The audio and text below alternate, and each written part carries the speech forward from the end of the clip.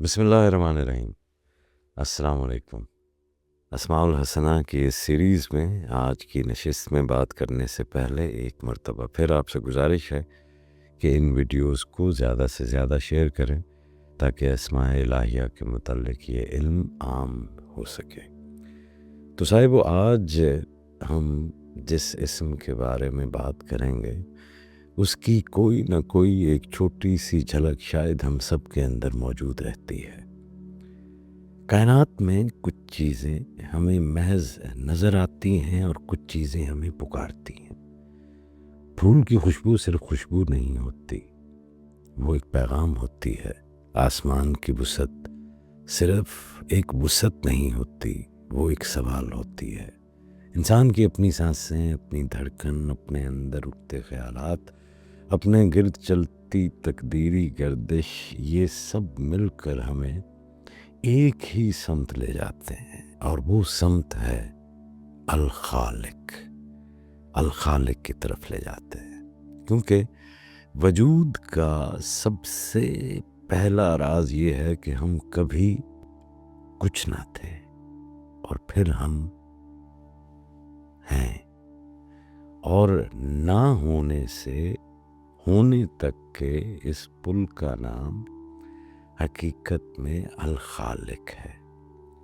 صاحب وہ الخالق وہی ہے جو عدم سے ایجاد کرتا ہے، وجود کو پہلی مرتبہ صورت ہستی عطا کرتا ہے، اور پھر جو کچھ اس نے پیدا کیا، اس کے حالات، اس کی کیفیات، اس کے رزق کے نظام، اس کے وقت، اس کے مقام، اس کے آغاز و انجام، سب کو ایک حکیمانہ ترتیب میں رکھ دیتا ہے۔ تخلیق اتفاق نہیں، تخلیق ترتیب ہے۔ یہاں کوئی شے محض حادثہ نہیں، کوئی چیز بے سبب نہیں ہوتی۔ جو کچھ ہوتا ہے وہ ایک ایسے علم کے تحت ہوتا ہے جو ہمارے علم سے بڑا ہے، اور ایک ایسی حکمت کے تحت ہوتا ہے جس کے بہت سی ڈائمنشنز ہیں، جس کے بہت سے رخ ابھی پردے میں ہوتے ہیں، ہمارے سامنے آشکار نہیں ہوتے۔ اس لیے الخالق کا تصور بندے کو دو چیزیں سکھاتا ہے، ایک تو یقین اور دوسرا تسلیم، کہ کائنات بے ڈھنگی نہیں، بے ترتیب نہیں، اور زندگی بے مقصد نہیں۔ اور پھر الخالق کی شان کا پہلا ادب یہ ہے کہ اللہ کو مخلوق کی کوئی حاجت نہیں، نہ اسے تخلیق سے کوئی فائدہ پہنچتا ہے، نہ کائنات اس کے کمال میں اضافہ کرتی ہے، نہ اس کے نہ ہونے سے اس کی شان میں کمی آتی ہے۔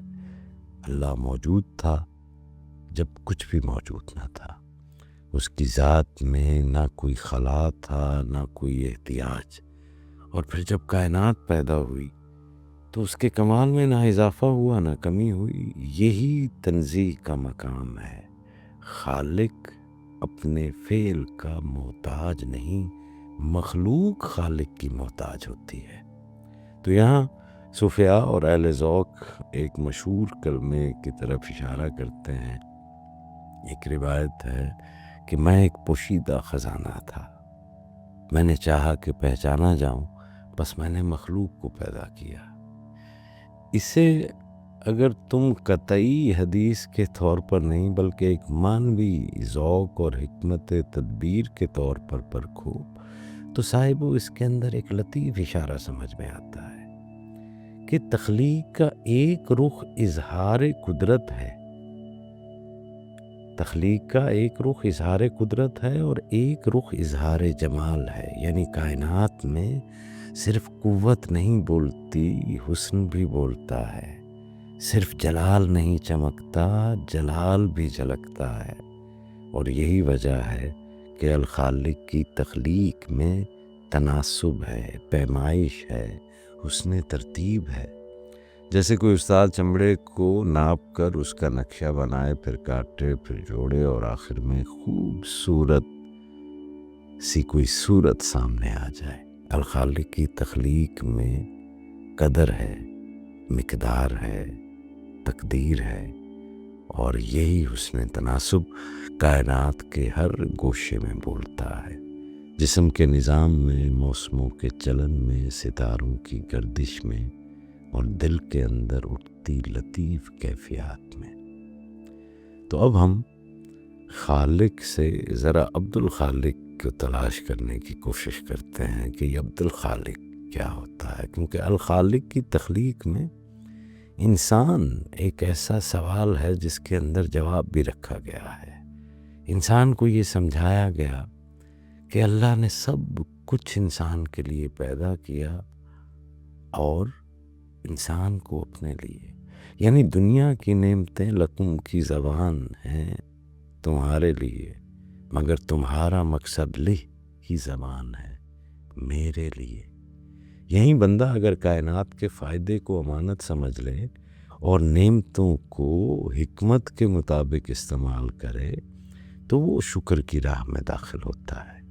اور شکر صرف زبان سے الحمدللہ کہنا نہیں ہے، شکر یہ ہے کہ نعمت کو صحیح جگہ رکھا جائے، اس کے صحیح مقام پہ رکھا جائے، یعنی نعمت کو خیر میں لگایا جائے، ظلم میں نہیں، نعمت کو بندگی میں لگایا جائے، بغاوت میں نہیں۔ تو عبد الخالق کا مطلب بہت باریک ہے۔ بندہ خالق نہیں بنتا، بندہ الخالق کا عبد بنتا ہے، مگر عبدیت کے اندر اللہ بندے کو ایک تخلیقی قوت بھی عطا کرتا ہے، جیسے وہ میں نے نشست کے آغاز میں آپ کو بتایا کہ اس کی ایک چھوٹی سی رمق ہم سب کے اندر رہتی ہے، کریٹر کی کریٹیوٹی کی ایک چھوٹی سی جھلک، ایک تخلیقی قوت جو انسان کو عطا کی گئی، وہ قوت جس سے بندہ معنی بناتا ہے، علم بناتا ہے، نظم بناتا ہے، خدمت بناتا ہے، اور اپنے گرد و پیش کی حقیقتوں کو اپنے ذہن میں دوبارہ پیدا کرتا ہے۔ یہ انسانی تخلیق کی اصل حقیقت ہے۔ انسان عدم سے وجود نہیں پیدا کرتا، مگر وجود کے اندر معنی پیدا کرتا ہے۔ وہ چیزوں کو سمجھ کر، ترتیب دے کر، نام دے کر، مقصد دے کر اور خیر میں ڈھال کر ایک نئی صورت میں پیدا کر دیتا ہے۔ اسی لیے صاحبو اگر تم دیکھو تو ایک ہی واقعہ دو آدمیوں پر گزرتا ہے، ایک اسے زخم بنا لیتا ہے، دوسرا اسے حکمت بنا لیتا ہے، ایک اسے نفرت بنا لیتا ہے، دوسرا اسے توبہ بنا لیتا ہے۔ یہ تخلیق کے معنی ہے، واقعہ ایک ہی ہے، ایک ہی واقعے کو ایک نے تخلیق کے معنی دے کر نفرت بنا لیا اور دوسرے نے تخلیق کے معنی دے کر توبہ بنا لیا۔ تو اس میں بندے کے اندر الخالق کا ایک عکس جھلکتا ہے، یہ صنعت کاری کرتا ہے۔ تو الخالق کی فعلیت کا ایک اور راز یہ ہے کہ یہ تخلیق صرف ایک دفعہ نہیں ہوئی، یہ جاری ہے، ہر لمحہ، ہر حالت میں، ہر شے کے ظہور کا سرچشمہ وہی ہے۔ زندگی کے اندر نئی صورتیں، نئے امکانات، نئے اسباب، نئی تقدیر گریاں سب اسی سے جاری ہیں۔ تخلیق کی لہروں میں یہ ساری چیزیں الخالق کی طرف سے آتی ہیں۔ بندہ اگر اس نقطے کو سمجھ لے تو وہ رک نہیں جاتا، وہ مایوسی کو آخری بات نہیں سمجھتا، وہ جانتا ہے کہ خالق جب چاہے نیا دور کھول دے، جب چاہے بند راستے میں راستہ بنا دے، جب چاہے ٹوٹے ہوئے حال اور ٹوٹے ہوئے دل کو جوڑ دے، جب چاہے بے رنگ زندگی میں رنگ بھر دے۔ اور یہ یقین ہی بندے کو زندہ رکھتا ہے۔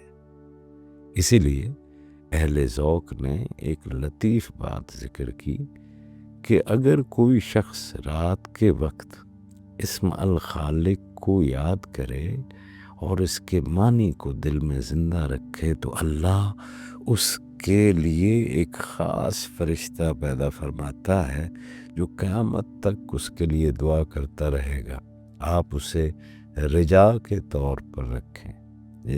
یعنی رات کی خاموشی میں جب بندہ یا خالق کہتا ہے تو وہ اپنی تخلیق کے راز کے سامنے بیٹھ جاتا ہے اور اس کی دعا کا دروازہ کھلتا ہے. صاحب اصل مقصود یہ ہے کہ بندہ رات میں اپنے اندر شکر، حیرت اور تسلیم کی حالت پیدا کرے. جب ہم الخالق کی ثنا کو دیکھتے ہیں تو حیرانگی ہی تو پیدا ہوتی ہے. کتنی مخلوقات، اور پھر ایک مخلوق دوسرے سے نہیں ملتی، اتنی تنوع. اور پھر جب یہ حیرت اور تسلیم آپ کے اندر پیدا ہو جائے تو اس حالت میں پھر اللہ کی طرف آپ رجوع کریں. تو جیسے ہم ان پروگرامز میں آپ کو مختلف اسماء کے ذکر کی بابت بتاتے ہیں، اور میں ہمیشہ آپ سے یہ کہتا رہتا ہوں کہ عدد سے زیادہ آپ ذکر کی نیت کے اوپر فوکس رہا کریں، توجہ دیا کریں. تو رات کے وقت سونے سے پہلے یا تہجد کے وقت کچھ دیر خاموشی میں یا خالق.